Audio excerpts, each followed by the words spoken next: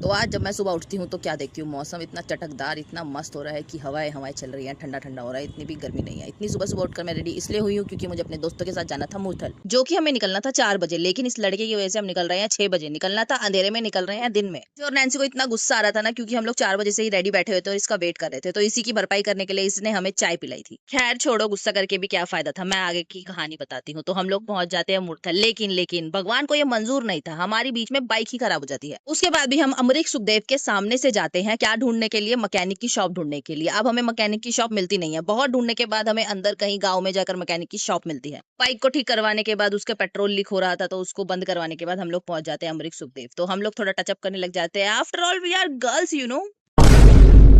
Restaurant area में आते हैं तो देखते हैं भाई बैठने के लिए सीट ही नहीं है। वहाँ यहाँ पर क्या हो रहा था कि वेटिंग चल रही थी, आप लोग खड़े रहोगे तभी आपको सीट मिलेगी, वरना आपको सीट ही नहीं मिलेगी। काफी सर्च करने के बाद, खड़े रहने के बाद हम लोगों को सीट मिल गई थी। तो यहाँ पर हम दोनों पूकी बनने की कोशिश कर रहे थे। मेन्यू एक्सप्लोर करने के बाद हम लोगों ने डिसाइड किया कि हम लोग 2 पराठे मंगाएंगे और रेड सॉस पास्ता मंगाएंगे। वैसे मैं यहाँ पर पहले भी आ चुकी हूँ, तब मुझे पराठे बहुत अच्छे लगे थे, बहुत ही ज्यादा अच्छे, इसलिए मैं सेकंड टाइम भी जाना चाहती थी खाने के लिए। लेकिन मेरी एक्सपेक्टेशंस बिल्कुल भी मीट ही नहीं हुई, क्योंकि अंदर की स्टफिंग ही बिल्कुल कम थी यार, खाने में मजा ही नहीं आया। लेकिन इनका रेड सॉस पास्ता बहुत अच्छा था। उसके बाद हम लोग मंगाया था ये पिज्जा, इसका चीज ऐसे निकल रहा था ना, वो देख के मुंह में पानी आ रहा है। आप लोगों के मुंह में पानी आया तो कमेंट में बताओ। अमरीक सुखदेव के पराठे खाने के बाद हम लोग पहुंच जाते हैं शिवा ढाबा। सुना है यहाँ की कॉफी बहुत अच्छी होती है, तो मैं भी चली गई थी पीने के लिए और अपने दोस्तों को भी ले गई थी। मैंने मंगाई थी कोल्ड कॉफी।